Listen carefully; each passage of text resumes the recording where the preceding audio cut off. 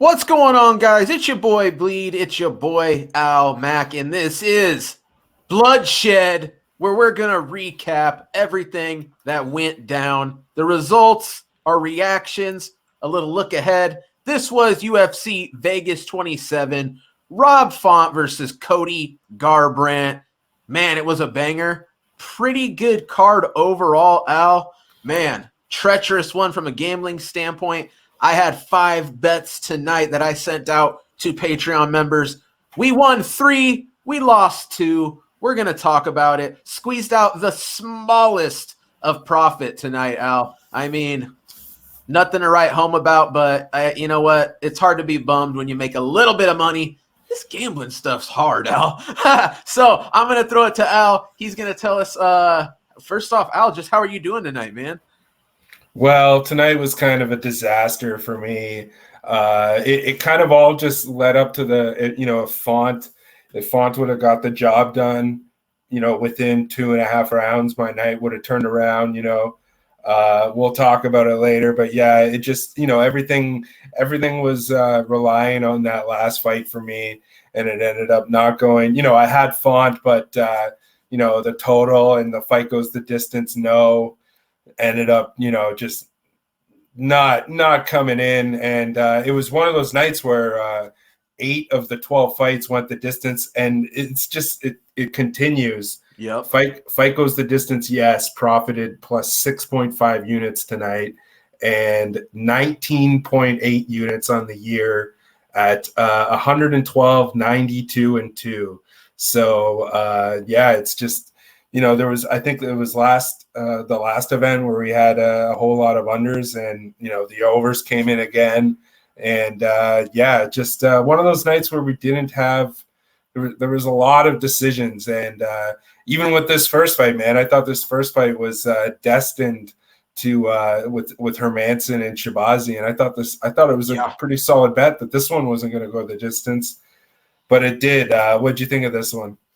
Hey, man, I thought it was a pretty good fight. I needed this one so bad, Al, because guess what? Your boy had a bet on Jack Hermansson, and my goodness, he comes up big. Jack Hermansson wins the unanimous decision. So this is a fight that, Al, first off, I just got to say, I'm with you, man. I actually thought we were probably going to see a finish in this fight regardless of who won.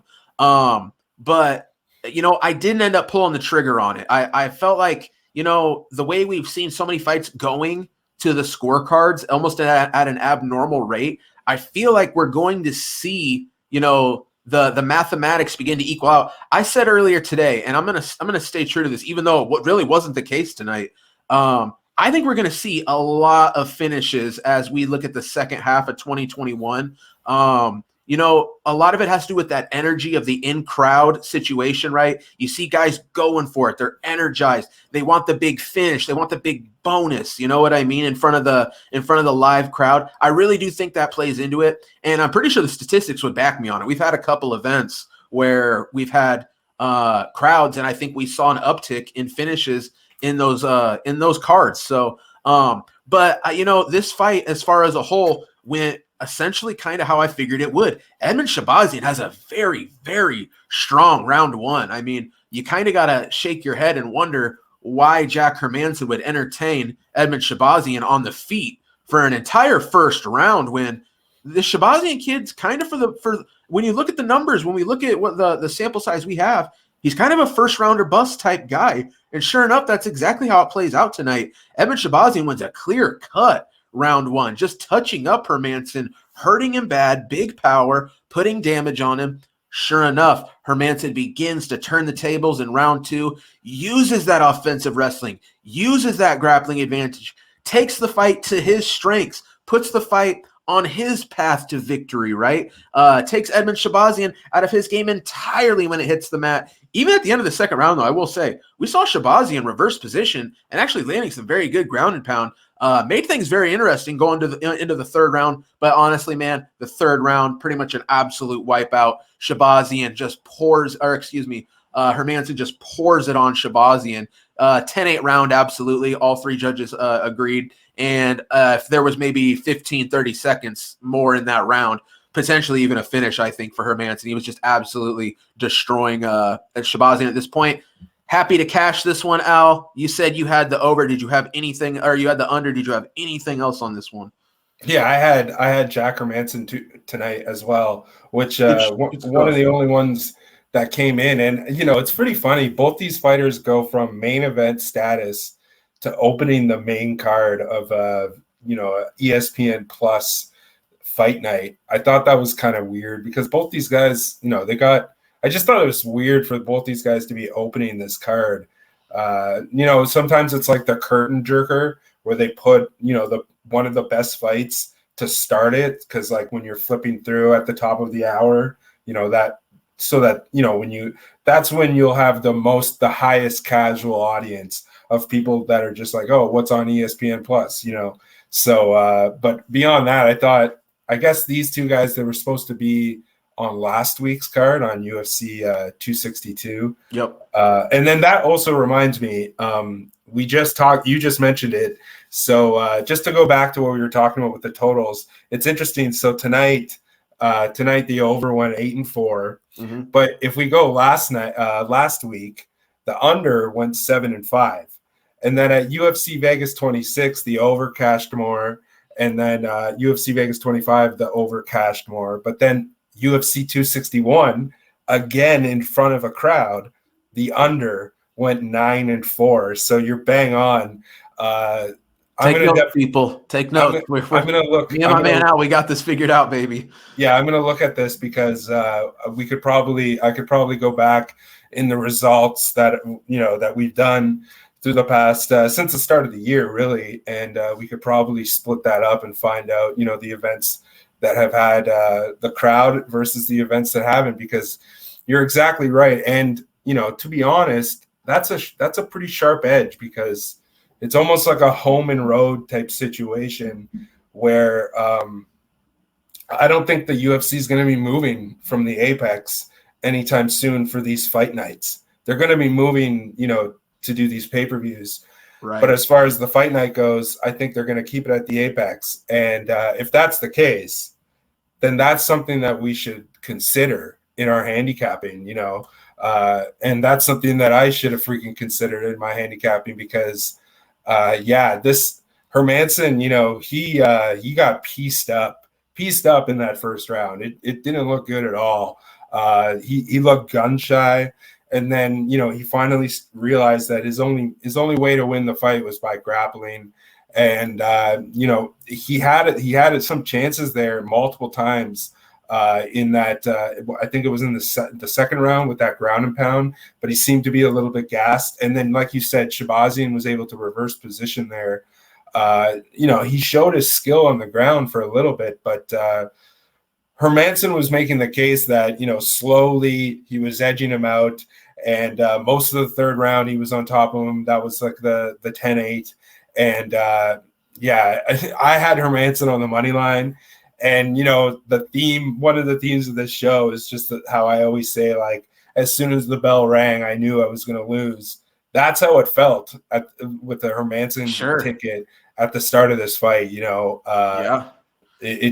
And he turned it around. It was Jack Hermansson's night, because he won a decent decision, and now so I guess minus 129 on the money line, and so he's now 9-4 in the UFC for plus 3.96 units on the money line. So about $400 you would have profit if you backed him since debuting since 2016, and then what is it for Hermansson? He's either got to wait for the winner of the Till Brunson fight, or Costa and Cannonier, but he already fought Cannonier, right? So, or Robert Whittaker, and then besides that, he's definitely up there. He definitely needs a step up. I thought that fight against Vettori, I had Hermansson in that fight, and he didn't look the same in that fight compared to how he looked tonight. He looked much better tonight. What do you think as far as where he goes going forward? Man, I guess let me start with Shahbazyan. So Shahbazyan, I felt like this was, again, too big of a step up too soon. Like, from a stylistic standpoint, if Derek Brunson was able to do what he did to Edmen Shahbazyan, I felt like Jack Hermansson was going to have just as the equal success. And yeah, it just absolutely came down to Hermansson slinging him to the mat and using his superior grappling and ground and pound. And that's where the fight was won. Why, like I said earlier, puzzling to me why Hermansson even thought, let me go out there and give this kid the fight he wants the entire first round. Very puzzling. Yeah. But luckily, through the coaching of his corner and something clicked. I mean, maybe it was the 5 minutes of getting absolutely touched up. That you'd hope that maybe helped it sink in. I got to get this fight to the mat. And really, he fought for, a ways to get some of these takedowns, but it's not like we saw him working for a minute or, committing a crazy amount of energy. When he finally found his spot, he got it to the mat and was fairly successful. But Shahbazyan needs to get in here. Number one, if I'm his management, let's play manager here for a moment. If I'm Edmen Shahbazyan's manager, the next fight I'm looking for is a guy who is predominantly a striker only. We don't need to worry about a fight getting drugged down to the mat in the second and third round. I'm looking for a guy that's chinny, a guy that's lost a lot of fights early on. You got to get this young kid, 23 years old, back on track. Okay, get him a warm body in there that he's going to KO. Then we take a step up. You got to build it up, right? And dropping this kid in the deep end of the pool with Derek Brunson, a top 15 guy, and now Jack Hermansson, another top 15 guy, is not the look. Okay, this kid's got a long ways to go, and this is not the way to do it. Now you're talking about a kid that's probably going to be gun shy. The dude doesn't want to overcommit. One thing we didn't see tonight, Shahbazyan throwing a lot of kicks. Why? Kicks can be caught. Kicks are easy to get a takedown. That's some of his best weapons. So we're already, I think, looking at a guy who's got a little bit gun shy, wanted to rely too much on his hands, and now coming off two big losses where he took tremendous amounts of damage in both. I mean, caps off tonight with a 10-8 round, just absolutely facially destroyed. Big step down now. Big step down for Shahbazyan. They, like I said, somebody that we know the kid can get a win against. And where does Hermansson go? He's right back in the mix, man. Right back in the mix. The loss to Vettori, but let's think about that. Vettori's now fighting for the title. I mean, Hermansson's 2 or 3 fights away, tops probably, from looking at another contenders fight. So let's get him in there. I know no names immediately stick out to me. Here's a good one, although honestly, Brunson probably deserves better. Brunson, I was just talking about him. That could be a decent matchup. But like I said, Brunson, man, he's on a pretty good run. He probably deserves someone higher up the totem pole. But I like what we saw from Hermansson, man. He goes in there, fights the fight he needs to fight finally in round 2 and 3, and gets the win. So what do you think, Al? Should we move on here? Yeah, for sure. This next one was a pretty good one as well. Absolutely, man. And I tell you what, dude, wish I had some skin in the game on this one. I did not have a bet here, but I did say earlier in the week, Ricardo Ramos was the pick. And man, I think you could have got him at about even money, maybe even slight plus money, depending on your book. Man, he comes in here, just a great performance, even as the slightly smaller framed man, which was a little bit concerning because this is a guy that came up in the 135-pound division where he was always the taller, longer guy. Now fighting at 145, already going up against a guy like Algeo who had the reach advantage. You had to question maybe he would have the strength advantage. But Ricardo Ramos, man, this was a really good fight. And I got to say, Al, there was one aspect of this fight that I absolutely nailed, in my analysis of this matchup. And it was the Bill Algeo consistently giving up his back. Now, was it the deciding factor in the fight? No, it's not like Ramos locked in a rear naked. But the fact that Ramos was able to maintain dominant position, he consistently had the back of Bill Algeo that led to a multitude of takedowns, which absolutely swayed things in his favor on a statistical level. But outright, he won the striking too, which was what I really questioned. I thought Bill Algeo might be the better striker here. I don't think so. Ricardo Ramos, just the slightly better guy. He's just a better man. He's just the better overall fighter. And at plus money was absolutely a solid bet. I ended up passing. Like I said, I had nothing on this one. But in retrospect, Yeah, do I wish I would have bet the plus money underdog? Of course, but I can say that about every fight. So it is what it is. Al, did you have anything on this one? Yeah, I had Ramos, and it was one of those things where I should have just bet more on him. I just had like a 1% play, and I had the over, which I'll talk about after talking about the fight. But yeah, he went 4 for 4 for takedowns in the first round, and I thought he slowed down a little bit in the second round. Oh, yeah, but then he still landed a good takedown. He still managed to work that calf kick. But he took a lot of shots in that second round. And then he came out. He looked better in the third round. It's almost like he took the second round off. And he's got a crazy chin on him, though, because Algeo landed some huge shots. But in the end, I think the takedowns were the story, basically. I think he finished with 8 takedowns in this fight. He managed to lose a round. And I just have to ask you about that. Because, the decision bleed, you know this stuff better than me. Algeo, the scorecards with Ramos were 30-27, 30-27, 29-28. What round conceivably did Algeo win? Like, honest question. I'm not trying to be like condescending about the judges. That was clearly 30-27 across the board. Where do you think they could have saw a case for a round in those 3 rounds? Because I was just flabbergasted by that. What do you think about that? Yeah, I mean, I'll put it first and foremost. Am I surprised? Not at all. Listen, I will say this though. For the most part, I think the judges did a pretty good job tonight.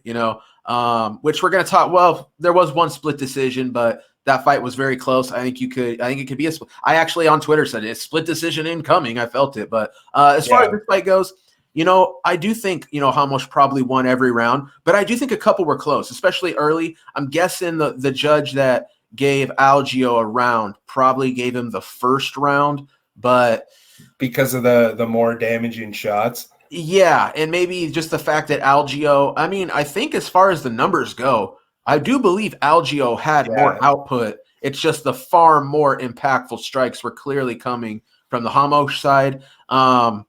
Listen, I'm going to give the judges a pass. If you can at least 29-28 and get the right person, I'm fine with that. As long as the right guy wins, I don't care what numbers you concoct because, man, they're pulling numbers out of thin air. As long as the right guy wins, which Ricardo Ramos, I think, was absolutely that guy, I'll give him a pass. It's when we have a situation where one judge is seeing it 30-27 one way and one sees it 30-27 the other, and one guy who knows is in the middle, which we see a lot. But I felt like the judging for the most part was okay tonight. But to answer your question, man, I'm going to guess that first round one of them gave to Algeo, but pretty clear Ramos. I think Ramos won, but I don't think any round was an absolute blowout.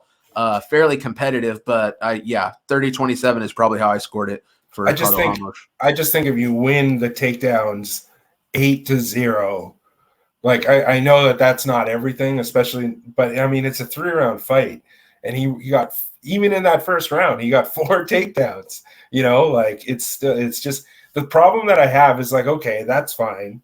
But let's be consistent, because how many times have we seen it go the other way, where a fighter gets a whole bunch of takedowns, right, but takes a bunch of damage and loses? You know what I mean? Like, yeah. And Al, that's the whole problem, man, is the consistency. If we knew the formula and saw it executed all the time, there would be no controversy. We would know what a takedown's worth. We would know what this damage is worth. But you're right. The entire problem is consistency. It's like I said, the fact that the scoring system is so loose and requires human emotion and just a human being who knows how qualified they are. And the fact that we can have someone watch 3 rounds of a fight and believe every round was won by this person, and a person who's sitting 15 feet away thinks that the other person won. I mean, that's the problem. It's the consistency, right? If we had the same general consensus across the board, I don't think we'd ever probably be screaming robbery. We would know what they're looking for. That's the problem. We don't know what each individual judge is looking for. So we're just going to be playing this game indefinitely. And honestly, Al, it's not a simple problem, man. We can add more judges to try to, get the law of averages. I think that's a good start. I think we add 2 more judges and hopefully we can get 3 out of 5 people on the same page for someone to get a majority decision, because so often the problem is we see a scenario where there's 2 people in the world who would have scored that fight for who won. And unfortunately, 2 of those people were the 3 judges sitting there, right? So, and that's the real problem we have. So I think that's the answer. We need more judges, and it needs to be an odd number, folks. Why not? Why say 4? Because then you'd have 2 splitting it up, and we'd just be draw city. It's got to be an odd number. We need 5 judges minimum, maybe even 7. But at that point, why not have like every fan send in their score and compile it? And I don't know, man, but it's not a simple problem to what I'm getting at. It's not a simple problem to address, and it varies state by state. It varies person to person. It varies night to night, and it's what makes this game so wild, you know? It's interesting, like, because like me and you, we watch a lot of non-UFC stuff, right? Yeah. And I feel like the takedown is valued a lot more in like the not I won't say the regional scene, but you know, LFA, Ryzen.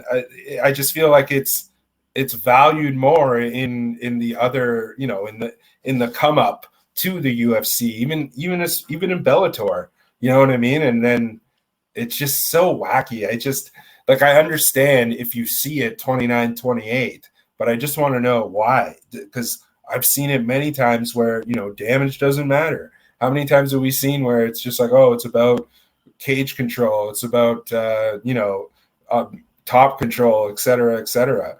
And it was just mind blowing to me that I understand that there's a case to be made for 29-28, but I just feel like with if there's 2 judges that saw it 30-27, then there's clearly another judge who interprets the criteria completely differently, right? You know, and that's what's super frustrating. But to go the over in this one cashed at -175, and this is a crazy stat. So in this fight, there was 2 featherweight fights on this card tonight. They both went over the total. So the over in the men's featherweight division in the last year and a half has cashed at a 70% rate. Wow. It's gone 59-22 for plus 20.3 units. And what's even more interesting is this trend goes back even to the start of 2019, where so including tonight, if you go back to January of 2019, 95-46 for also just like 18 units profit. So this I don't know what it is exactly about the featherweight division, and this is one of the most profitable of these division betting trends, but there's something about it. It's just I don't know. It's just the makeup of this division. There's not a lot of heavy hitters, and then there's just a lot of well-rounded guys. And you know, even you look at like the type of fight, even at the very top in the featherweight division with Volkanovski, with Holloway, sure. Cater. We've seen a lot of those fights. You know, off the top of your head, you think about those guys' most recent fights. They've all gone friggin' over the betting totals. Yep. So, I don't know what it is, but we'll continue to track this. This was one of those ones where tonight I just straight up parlayed 175 in this fight, and then the 175 in the other featherweight fight for a nice plus money parlay. And it worked out, and something I would recommend doing. You know, obviously don't do it if it's like -300, but right. Yeah, I think there's a buy price for these trends, and to go on to another featherweight fight in a different gender. This is such an interesting fight. What was your take on this one? Well, I'll tell you, as a Felicia Spencer better, crazy frustrating, Al. Norma Dumont split decision win over Felicia Spencer.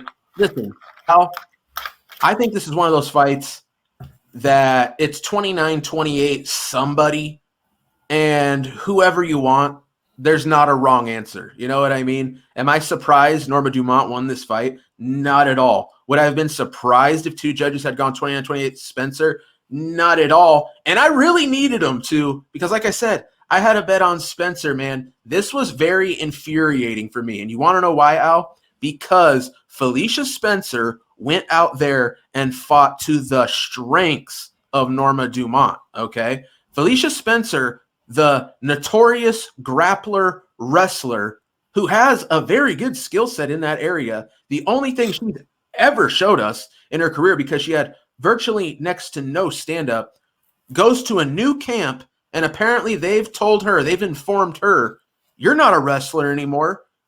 You're an elite striker. And no, she's not, okay? Was she an improved striker? Oh, most definitely. But to go out there against Norma Dumont and fight an exclusively kickboxing style match, Felicia Spencer deserved to lose. Did she have some success? Absolutely. But what's interesting, Al, how did the last minute of this fight finish? With Felicia Spencer on top, landing good ground and pound and dominating the fight from the top position.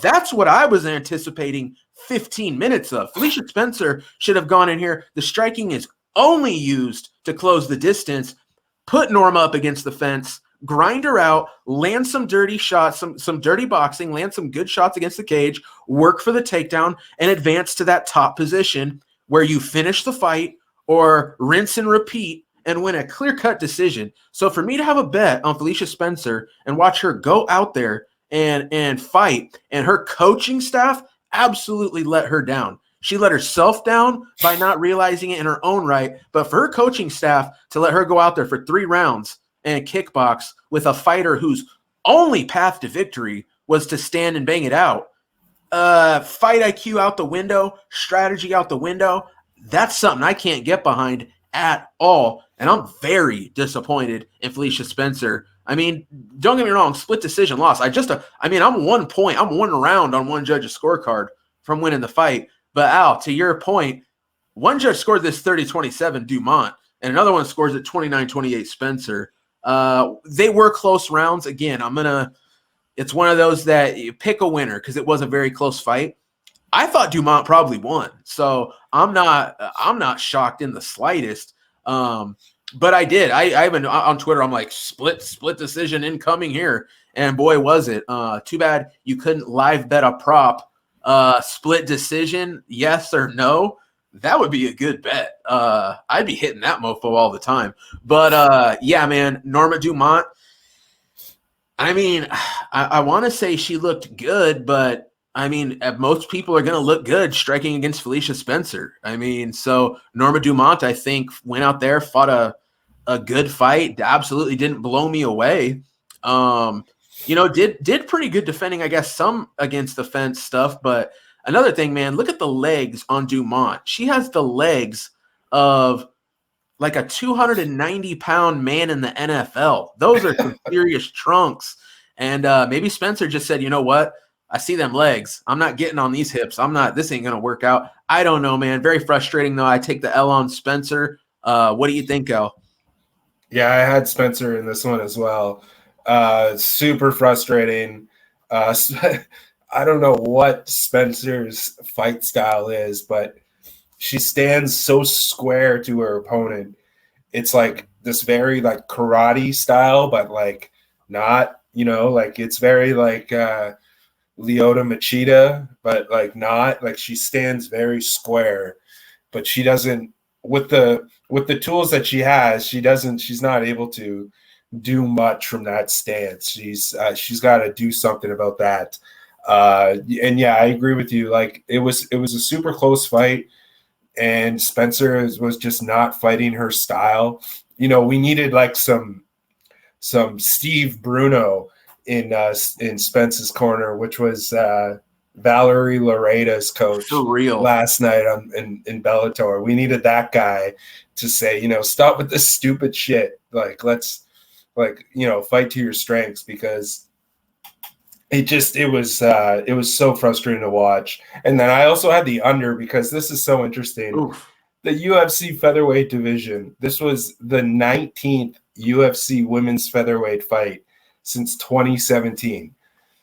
this division is just non-existent. You know what I mean? I believe that this is now just the third fight in this division in 2021.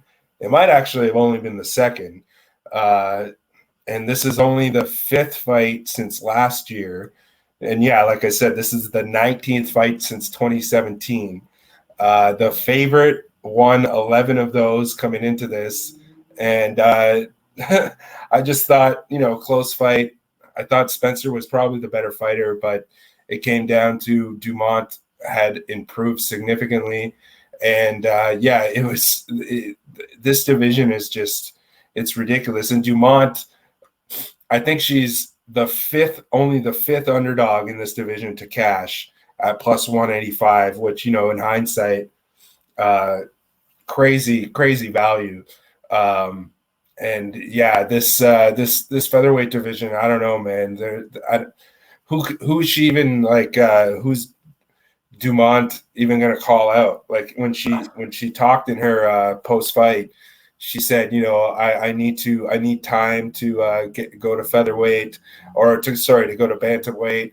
Otherwise, I want to fight at 145. And it's like, well, who are you going to fight? There's nobody left in this division to fight. There's like 4 women and the champion. It's just it's rough, man. And all the power to her, but I don't think the future that she has unless she learns how to. And then I believe that.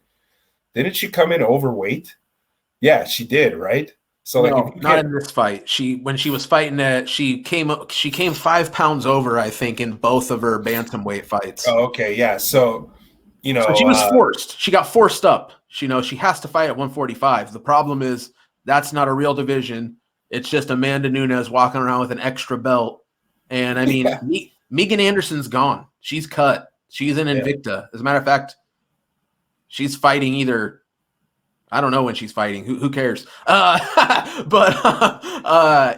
There's nobody there, dude. So it's like I really don't understand what. And I guarantee if you ask Dana White, what's the future of the women's featherweight division hold? He'd be like, we have a women's featherweight division? Oh, yeah, no, you're talking about Nunes' other belt. I don't know.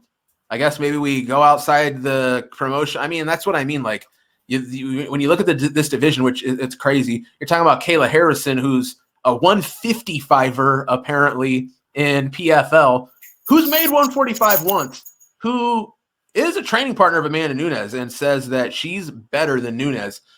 I guess let's make that happen. But other than that, man, let's wrap it up. Kayla Harrison, Amanda Nunes, the 145-pound, who's the real baddest chick in the world. And we can just close this up and get some regular women who can fight at 135 and rock that because although I would like to see, I think the best, Kayla Harrison, Amanda, that would be awesome. But I feel like the champion versus champion mega fight, the rematch with Nunes and Cyborg, and especially like after what we saw last night, I think Nunes would just destroy Cyborg. For Cyborg to take four rounds, 4 minutes and 50 seconds to finish Leslie Smith. I thought that was, as good as it looked. I thought it wasn't. You put her in there against Amanda, I think Amanda just steamrolls her again. But anyways, this 145 pounds across the world is just such a weird division in women's MMA. So I'm not into it. I bet you the next time that we talk about a women's featherweight fight will be in like September. Mathematically speaking, you are right on the money, dude. So So I guess let's keep it rolling. That's how that one goes. Split decision win for Norma Dumont. All right, here we go. Jared Vanderaa, unanimous decision win over Justin Tafa. So, Al, I feel like the theme of the night tonight, especially on this main card, was game plan and execution, right? And the people that executed their game plan, what do you know? They all won, because I got a pro tip out here for all the people, not just people making predictions, not just people betting on fights, fighters, everybody. Let me be the beacon. Let me be the truth. Fighting a path to victory game plan, exploiting the weaknesses of your opponent against the strengths of your game is all this game is, okay? That's how you win. This is how you lose. Which path do you choose, and can you execute it, okay? Yep. This fight goes entirely against what Jared Vanderea's path to victory was as far as analysis coming into this fight. Jared Vanderaa spends 15 minutes kickboxing the experienced kickboxer who only had one way to win, which was to kickbox with Jared Vanderaa until he eventually knocked him out or just dominated the fight. Instead of Jared Vanderaa using the grappling, the wrestling we know he possesses to take advantage of the absolute shortcoming of Justin Tafa, which is his ground game. Instead, Jared Vanderaa, a guy who, I'll keep it real, I'll keep it blunt, I've questioned this guy's mental capabilities, okay? He's a real weird dude, but I'm going to listen, there's something going on there, and I'm going to go out there, Jared Vanderaa, I'm going to tell you right now, you're my favorite goth fighter, okay? Straight up. The dude rocks the pentagram neck tattoo, he paints his nails black, and look into this guy's social media. Homeboy's wearing eyeliner, mascara, you know, he's putting on the Cure, he's rocking the Cradle of Filth t-shirt. You know, he's going for it, okay? And I respect somebody who just goes out there and is about what they're about, and that's Jared Vanderaa. One of these days, he's going to show up to walk to the octagon with some black lipstick on. I'm telling you, that day's coming. But what I'm getting at is Jared Vanderaa comes out here and gives Justin Tafa the fight Tafa needs to win, yet Jared Vanderaa wins this fight, in my opinion, from what I could tell you. Not only does he win every round, I think he about wins every moment. I mean, does Tafa land some good, hard, big shots?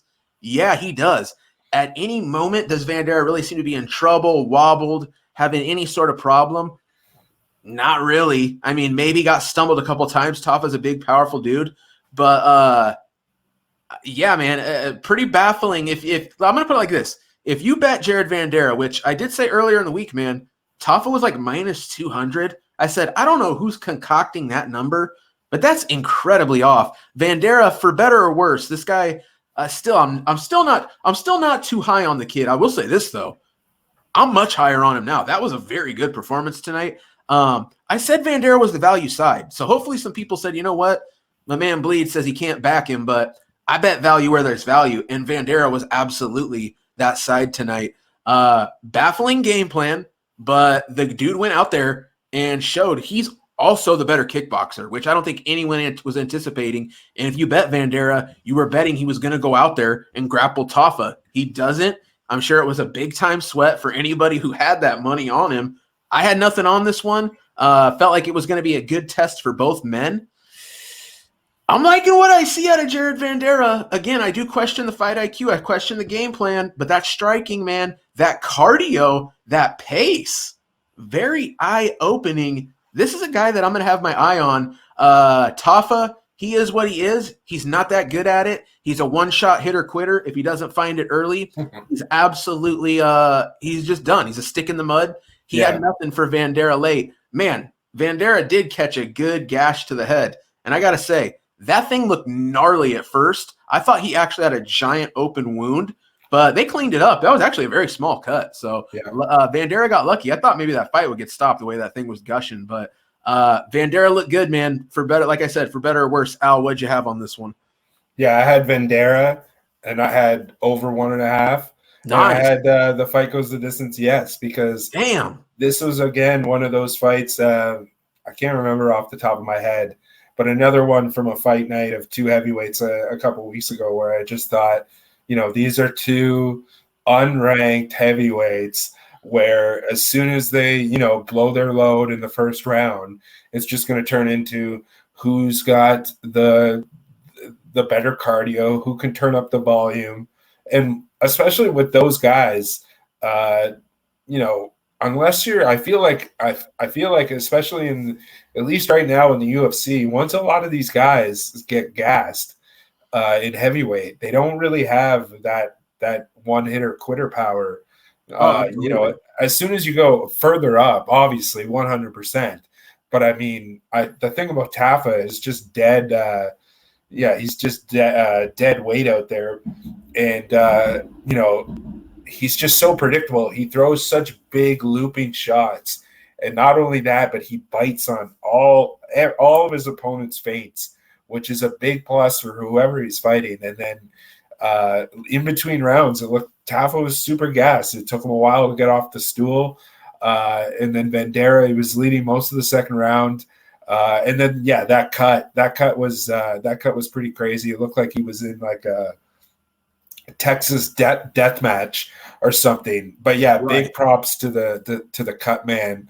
But yeah, that it would look really bad. And then you know, you said he was a goth fighter. He was wearing a crimson mask pretty like at the end of that fight. His whole body was full of blood. You know, yeah, you know, it was just that fight was awesome, but at the same time, it was.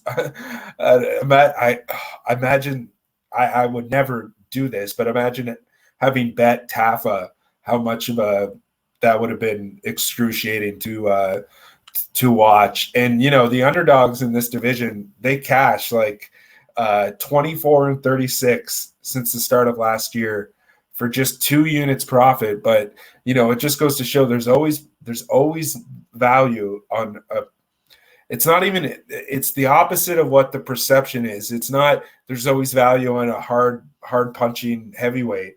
It's there's value on a heavyweight who has the ability to take a shot and is conditioned enough to go the distance. You know, I feel like Ben Rothwell is just a perfect example of that. You know, he's just a middle of the pack guy who even Arlovsky, just like these are the type of guys where the betting public thinks that these are going to be quick fights, and because of that, there's a ton of value on the over. And the over 1.5 cashed at like -115, but then the over 2.5 cashed at +175, and I had fight goes the distance yes at +240. Wow. So it's just one of those, obviously a small bet, like a 1% play, right? But it's one of those things where I don't have a gut call on it. The numbers say Vanderaa.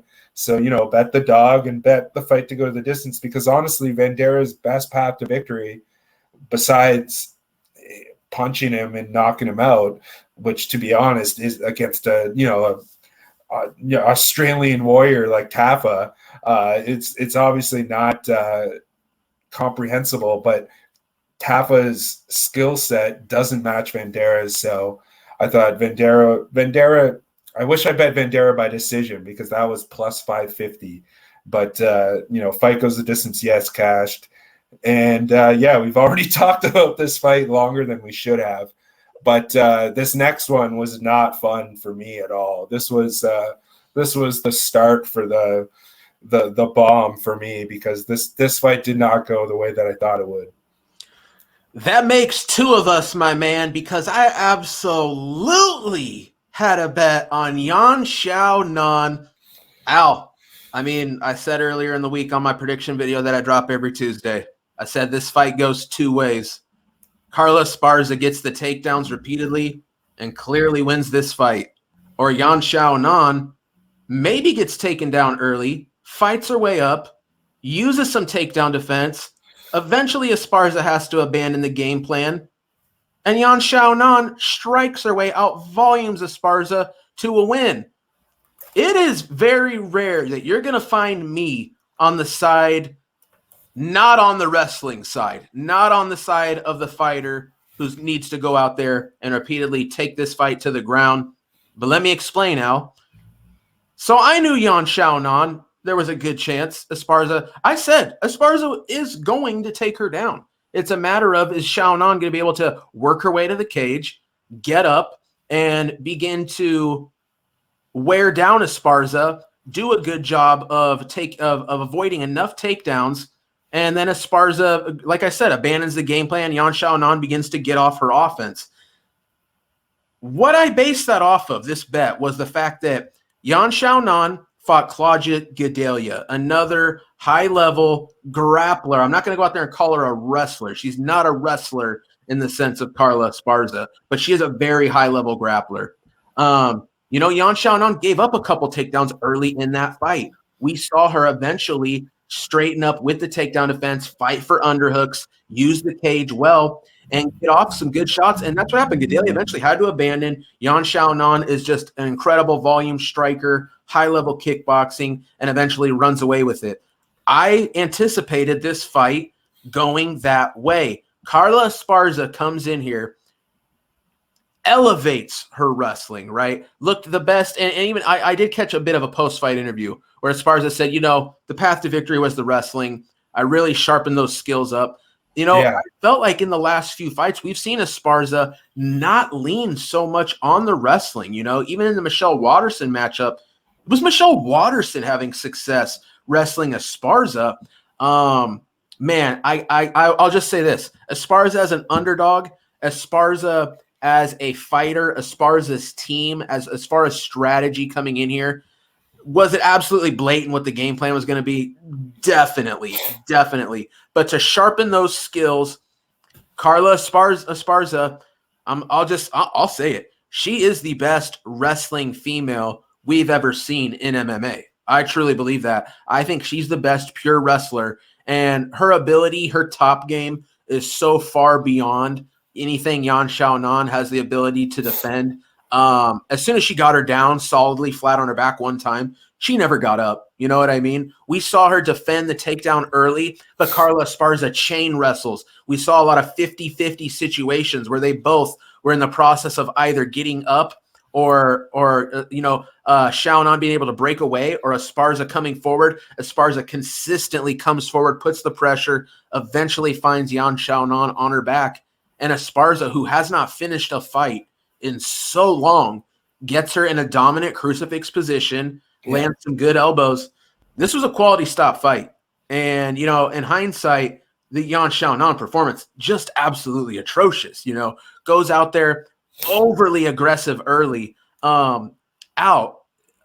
When you're going up against a high-level wrestler, it's not forward pressure all the time. You're going to overcommit, and essentially you're going to feed yourself into the smaller, shorter fighter, Esparza, looking for the takedowns, Esparza, looking in on your hips, Esparza.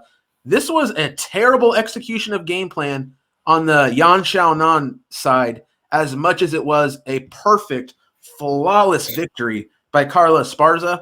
I had Xiaonan, but man, tip of the cap to the Esparza bettors. How I didn't end up on that side, I'm not totally sure. You guys know I'm such a sucker for a good wrestler. I just felt like I couldn't bank on Esparza to come in here and do it. Well, she came in here and did it, my man. Looked absolutely impressive. Yan Xiaonan, a 6-fight win streak, the longest win streak in the division. Esparza with that dominant performance, man, looking like she's ready for a potential title shot and a rematch against Rose Namajunas. Al, take it away. Yeah, Yan, we got to think of a phrase or a word to describe what I keep talking about when I bring this up. But right off the hop, you knew that Carla Esparza was winning this fight. Like, Yan came in way too aggressive, and Esparza just heavy takedown game, working that crucifix position, and Xiaonan was able to reverse, but all in all, it was just it didn't matter. Anything that Xiaonan was able to do, Esparza was able to do better tenfold, and it was just rinse and repeat in the second round. She was doing everything in her skill set to nullify Xiaonan altogether. And this was a real exposing of Xiaonan, and it was one of those like y'all must have forgot type moments for Esparza. Because Esparza is she's been in the UFC for almost 10 years. She's been around for a very long time. She is the inaugural UFC women's strawweight champion. So it's a real OG. Yeah, and this was you can just tell with the way that she looked in the pre-fight. It was just it was it wasn't good. And I had the over, and usually when I had the over in a parlay on the tail end of a parlay, and usually when I'm up, I'll hedge, and I'll take the other side. And in this one, I didn't. And the under 2.5 in this one cashed at plus 350. So Woo! this Wow. was, just kicking myself because, usually when I'm up on the night on a tail of a parlay, I'll hedge out, but I was down. So I was just like, no, I need the units. And, had Xiaonan, and I had the over, or fight goes the distance, yes. And, man, it was just almost a non-event. Like, Xiaonan had, I wouldn't say that she had her moments, but she had her moments in defending Esparza. And it was all Esparza, just basically the whole fight. And she cashed as a plus 110 underdog, and she's now 9-4 in the UFC. And she's plus 6.8 units on the money line since coming into the UFC in 2014. So she's she's right up there. I think what you got to do, and I think it's just that as simple as this. You got to go Esparza Rose main event of a pay-per-view, and you have Wiley and Joanna on the co-main event, and that's the number one contender fight. And I think beyond that, those are the two fights to make basically in the strawweight division, because I think I don't know who else Esparza has to beat. They were trying to build up Xiaonan, and she just got exposed tonight. So it's one of those things similar to Charles Oliveira, where it's just like it's clearly the UFC doesn't has been trying to bury her, and she's just the cream rises to the top with Carla Esparza, and she's I think she's got to fight for the title her next fight. And if she has that wrestle heavy game against Rose, how do you think that fight would go? Wow, Al, man, you took the thoughts right out of my head, because I mean, don't get me wrong. Is Yan Xiaonan a high level anti-wrestler? No, not at all. So it is tough to get a gauge on how good Esparza's wrestling looks right now. I mean, it looked damn good. I mean, she made not one mistake tonight, that's for sure. Is Rose Namajunas way better at working against wrestling than Yan Xiaonan? Oh, absolutely. But man, again, I'm such a sucker for a wrestle heavy style. How does Rose Namajunas win a fight against Carla Esparza? Exactly the same way Yan Xiaonan does. The fight needs to be standing. The fight just needs to stay standing. It's just that simple. How is Esparza going to beat Rose? She's putting her on her back, right? Yeah. So, dang, dude, I don't know. Intriguing matchup, and probably one we're going to get. I feel like that is the matchup to make, coming off that dominant performance by Esparza. Oof, I don't know, Al. I'm going to have to think about that one, man. I'm going to have to really analyze and take into account how I feel Rose's takedown defense looks as it stands right now. The problem with that is, when's the last time Rose went up against a wrestle-heavy fighter? Probably the last time she fought Carla Esparza. We know how that went. That was ages ago, to be the inaugural women's strawweight champion, right? So, man, Al, I wish I could give you a stronger lean or a stronger read right now, but I will say this, man, that Esparza we saw tonight's looking pretty good and pretty dominant. So, I mean, a fighter, she just doesn't finish. I mean, I think that might be her first finish in the UFC. I mean, I think she might be pre-UFC since she's won a fight by no, because finish. She beat Rose by stoppage, right? Okay, so that's got to so in other words, I'm pretty sure her first was that by stoppage. Man, I can't even remember, dude. I'd have to go back and watch that fight. Honestly, though, it's so long ago. How much relevance do we even think that matchup pertains to now. I mean, we're talking about the fight that birthed a division versus now a belt that's gone through so many hands, so many different champions, just a lot of crazy stuff, man. So, yeah, she beat Rose by rear naked, there you go. and besides that, she's never won by stoppage besides tonight. Unreal. So there you go, and that's where the books are coming up with, those unders being just absolutely monster plus money. I'm gonna tell you right now, which you didn't see a lot of people out there, taking the L on the chin. There's a lot of people who picked Carla Esparza this week. Okay, I'm gonna tell you that right now, just because if she got the wrestling off, she was gonna win. But you know what they did, Al? They took Carla Esparza by decision and still took the L on this one, didn't they? Because it's just so obvious Esparza is going to win by decision. It's just what she does.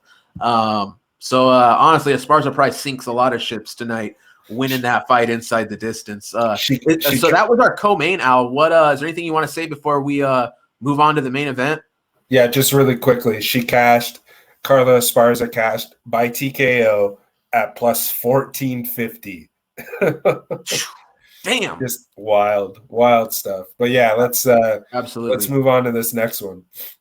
All right, folks, I just gotta break it down for you real quick, okay? Because I've been kind of keeping track of something here, and I just gotta let the public know at this point.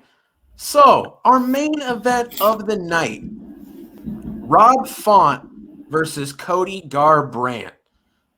Yeah, I had a bet on Rob Font. And you know what? I said to myself, dude, I am on this show.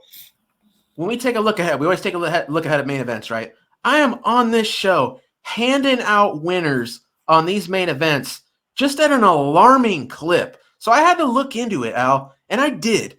And do you want to know the last time your boy Bleed got a main event wrong? The last time I did not pick the winner right of a main event. Woo! Get in the time machine, buddy. Because I'm going to tell you right now, UFC 259, when Jan Blachowicz beat Israel Adesanya, I had Adesanya. I have not got a main event wrong since, okay? I'm on a killing spree with the main events. Al, had I just been out here hitting my parlay of the week, which another point I just got to bring up. You know what I did, Al? The parlay of the week? The winningest bet in combat sports history. It wins again. Damir Ismagulov. Was it Sketch City for the first minute of that fight? Oh, yeah. Did he dominate anyway? Oh, yeah. Bruno Silva. Free money, Al. Free money on that Bruno Silva. That was ridiculous. And David Dvorak. More just free money out there. Just ridiculous. It cashes. Parlay of the week does what it does, and it just wins, baby. But Al, equally as impressive run right now, man. The main event, Rob Font. I saw this one for what it was, Al. I will say this. I thought there was a very good chance this fight didn't go to the scorecards. And that was based off the danger of Cody Garbrandt to finish a fight and the fact that I question the durability of Cody Garbrandt, which, Al, I gotta put it like this. So Rob Font wins this fight dominantly. The judge that came up with a 48-47 Rob Font scorecard, bro, I'm going to need to know where you find 2 rounds of that fight Cody Garbrandt won, because for my money, he maybe won the first and then clearly lost every round, okay? Rob Font goes out here and puts on a dominant performance on Cody Garbrandt at an ever so slight favorite. I think I bet him minus 120. I mean, phenomenal value, Al, to look at this fight. And this fight played out really how I saw it playing out. I said, yes, Cody Garbrandt looked good in his last matchup.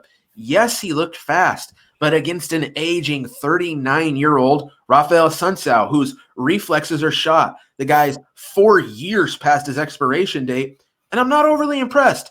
And I said I questioned the durability of Cody Garbrandt. Now, did we see Cody Garbrandt get KO'd tonight? No, we didn't. Did he eat a lot of shots? Yes, he did. Yeah. But the durability factor still came into play. Cody Garbrandt had the fight, the will to win, beat out of him tonight by the jab and right hand of Rob Font. Rob Font, a guy that I said, he's the older man of Cody Garbrandt by 1 year. This is a guy who is approaching that 35-year mark that I consistently talk about. Rob Font has his foot on the gas and has to go now. He is in a race against Father Time, truly. But what I said was career trajectory wise, the skill, the growth, the adaptation, and where these guys are at in their career, I see at best plateauing Cody Garbrandt, if not declining, versus an up-and-coming, getting better every fight Rob Font. And that's what the difference was for me. Rob Font comes in here with 6 inches of reach, possibly the best jab in all of MMA. And Rob Font just gets his game off, puts Cody Garbrandt on the back foot, 5 rounds, clear-cut win, a casher, a winner. Literally the difference. Tonight, my night came down. I'm either going to lose money on the night, I'm either going to be down, or I'm going to be up, depending on if Rob Font comes out here and wins this fight. Sure enough, my tremendous main event winning streak continues. Rob Font wins, makes me a winner on the night ever so slightly. Al, what'd you think, man? Yeah, I got to say, you reminded me, I'm not on quite the hot streak, but I go back to April 10th, Vettori versus Holland. Since then, every main event, Vettori, Holland, Whitaker, Gaslam, Usman, Masvidal, Reyes, Prochazka, Rodriguez, Watterson, Oliveira, Chandler, and Rob Font. We've called every single one. And your That's hot streak, dude. Your hot streak goes further back, but I will say this: I ate it on this one, and it all came down to the fight goes the distance no, which I had on the tail end of 2 parlays because I got a little bit greedy, and I had the under 2.5 rounds in this one, and this was one of those ones where I was as confident as I was last week's main event that this was not going to go the distance, because we're talking about 2 guys in bantamweight. I think they're both top 5 in finishes. Right. I think, and I was just like, someone's going to sleep. There's no way, both these guys boxing, at least at the start of the fight, it's just so crisp. And, Font landed the cleanest of shots. And, Cody Garbrandt, man, I don't think his confidence is there anymore, but if he's going to if that's the chin that he's going to have, like what an unbelievable, just apart from losing the fight, pretty much getting shut out, what a performance by his chin. Like it was just, it held up. Oh my God. It shows that he's still got a career if he wants to continue fighting, because a lesser man would have been knocked, I don't know about unconscious, but a lesser man would have been TKO'd, finished easily. And I think it just comes down to Garbrandt's. He's got such a high fight IQ. As soon as he starts getting touched, he just automatically moves in for the takedown. He's just in different ways and in different angles, like head movement down and go like and shoot in. And he would back up against the cage, which I guess Font, if you saw, Font was not engaging him when Cody had his back up against the cage. Good call. Yeah, and it's just one of those things. And I feel like Cody, like he's still got it, man. Like his footwork is so impressive. Like he's so good at evading, similar to Cruz, but obviously not quite as unorthodox. But again, I thought like as good as Rob Font looked, the odds, this was just a home run spot. And I wish that I bet more on Rob Font and less on the under, because this was a gift. Font closing at -120, and that it was just a lot of casual money coming in on Garbrandt, because absolutely there's with Garbrandt, coming off the COVID thing, having a long layoff before the Sun South fight, it was just so easy to pick Font in this fight. And I didn't expect that though. I expect Font to knock him out, and it was pretty disappointing. And my night depended heavily on that under, and that fight goes the distance. No, and it didn't cash, but it is what it is. We get a week off after this, which is definitely needed, and we go forward. But with Font, he cashes at -120 on the money line. He's now 8-3 in his last 11 UFC appearances, and just 3.3 units on the money line in that stretch. So he's been a pretty heavy favorite, and throughout those 11 fights. So what is the New England cartel? Him and Cater, these guys, they just keep getting better. Like, apart from Cater getting his brain turned into mush, he's still similar to Cody tonight. He's still, these guys still are definitely great prize fighters. And Font, it's rough that with Algeo and all that. But I saw somebody in the chat had the fantasy matchup of Jan and Font. As far as boxing goes, that would be a great fight. That would be so awesome, because that whole fight is playing out on the feet, right? And what do you think about that matchup? I think it's a great matchup, but I'm not kidding you, Al. I already have that one entirely figured out, and it's not a hard pick. Should I drop it on the folks? What? Piotr Jan takes Font down and has his way with him.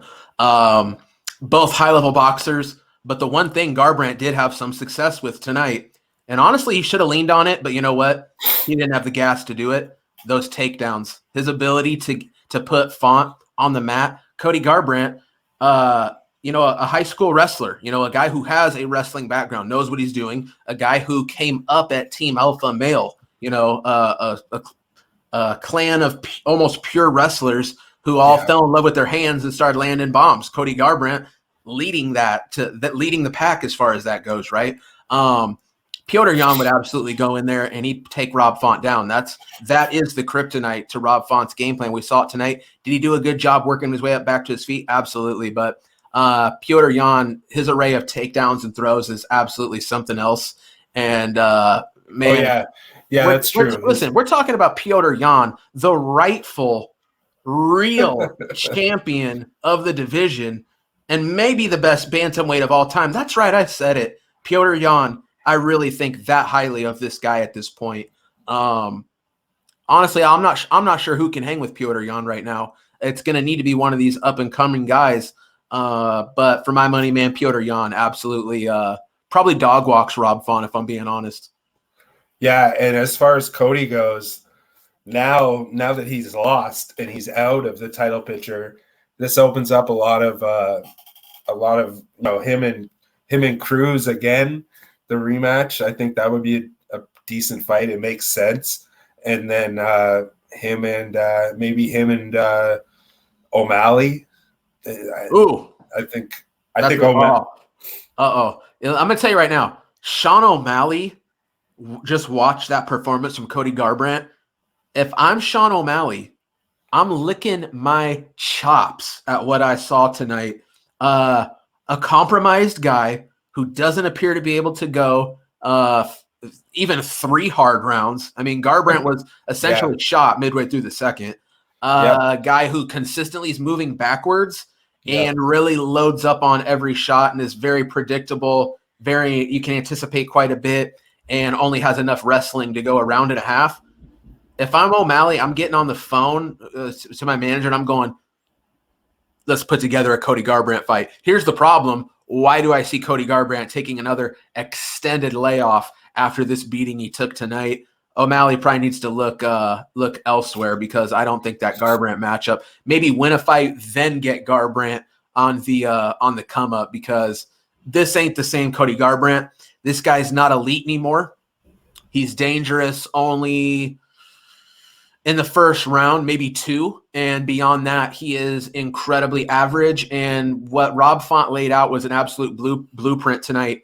You pump a jab, you put Cody Garbrandt on the back foot, and you nullify virtually all this guy's weapons. Cody Garbrandt landed some good shots. Cody Garbrandt landed some hard shots on Rob Font and absolutely tested his chin. But that's not the Cody Garbrandt that styled on Dominic Cruz and would knock the dude down and bust off like a Fortnite dance or something or whatever he was doing. You know what I mean? Like, this is not the same guy. Not at all. He's taken too much damage. His confidence is shot. This guy walked into the UFC championship. I mean, I had people telling me earlier today, you're wrong about Garbrandt. They're telling me Garbrandt will win this fight. And they're like, do you not realize how Garbrandt won the title? I mean, the guy was undefeated and beat Dominic Cruz. Yeah, I was there. I lived it. I was surprised then. But that's also 5 years ago. And the guy's been KO'd so many times by TJ Dillashaw, who's loaded up on PEDs. So it's not even like a regular KO. It's like a juiced up KO. Then Munoz, big time off, training camp issues, blah, blah, blah, back injuries. He just ain't the same guy no more. And you're right, Al. Rob Font was an absolute home run spot tonight. And we're absolutely blessed to be able to get him at -120. Oh, yeah. And, yeah, as far as O'Malley goes, yeah, it's not Garbrandt isn't quite Thomas Almeida, but it's just a bit of a step up as far as someone who's compromised and who's, doesn't have a gas tank. But I feel like that's the type of fight that the UFC would love to make, is O'Malley and Garbrandt, just two marketable guys, basically. And,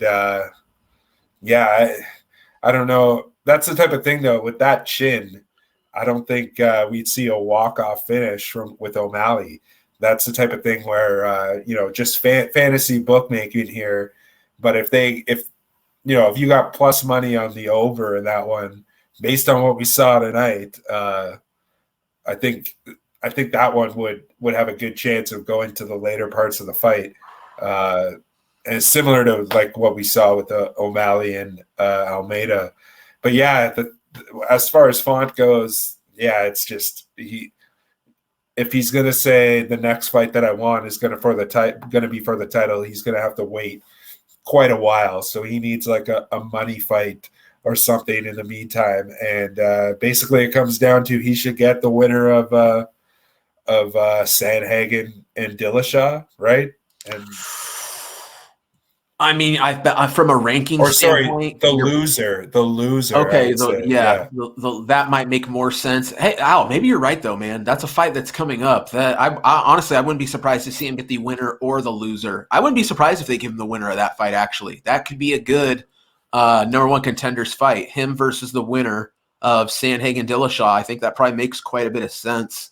And that's going to be a good fight. I can't wait for that one, Al. I got something up my sleeve on that one for sure. So, Al, so what do you think, man? That's pretty much the recap. That's the results. That's UFC Vegas 27.